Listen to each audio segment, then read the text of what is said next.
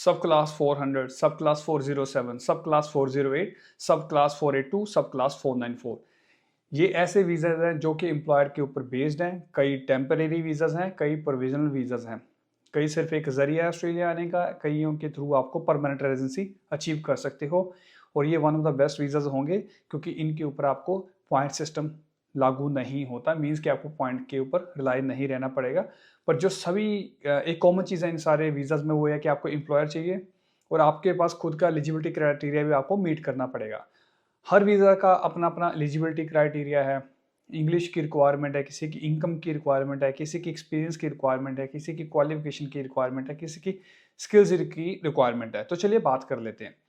जो सब क्लास 400 है जिसको बोलते हैं शॉर्ट स्पेशलिस्ट वीज़ा, उसकी दो स्ट्रीम्स होती है। तो वन ऑफ द स्ट्रीम ये है कि भाई आपके पास ऐसी स्किल होनी चाहिए जो कि बहुत रेयर है मिलनी, जहाँ ऑस्ट्रेलिया को उसकी ज़रूरत है और जिस काम के लिए आप आ रहे हो वो नॉन ऑन गोइंग है, कि मतलब वो लंबे टर्म के लिए नहीं है, जहाँ परमानेंट काम नहीं है। फिर आ जाता है 407 जिसको ट्रेनिंग वीज़ा बोला जाता है। नाम से पता चल रहा है कि ये ट्रेनिंग के रिलेटेड है, पर इसमें डिफरेंट डिफरेंट स्ट्रीम्स है। तो मैटर करता है कि किस तरह की ट्रेनिंग के लिए आप आ रहे हो या किस स्ट्रीम के लिए आप आ रहे हो, इसकी भी डिफरेंट रिक्वायरमेंट्स हैं। तो one of the basic requirement है कि आपको पिछले 2 साल में 12 महीने का एक्सपीरियंस का रिक्वायरमेंट है। अब ये आ जाता है 408 जिसको बोल देते हैं टेम्परेरी एक्टिविटी वीज़ा। मीन्स कि आप ऐसी एक्टिविटीज करने आ रहे हो जो कि टेम्परेरी हैं। फॉर एग्जांपल रिलीजियस वर्कर हो गया, स्पोर्ट्समैन हो गए हैं, म्यूजिशियंस हो चुके हैं, सिंगर्स हो चुके हैं। तो ऐसी डिफरेंट डिफरेंट इसकी स्ट्रीम्स हैं, तो उसकी अपनी रिक्वायरमेंट्स है। फिर आ जाता है 482 जो कि सबसे ज़्यादा पॉपुलर वीज़ा मैंने इसलिए बोला क्योंकि ये बाय द एंड ऑफ 2024 इसको रिमूव कर दिया जाएगा, 3 न्यू स्ट्रीम्स के साथ रिप्लेस कर दिया जाएगा।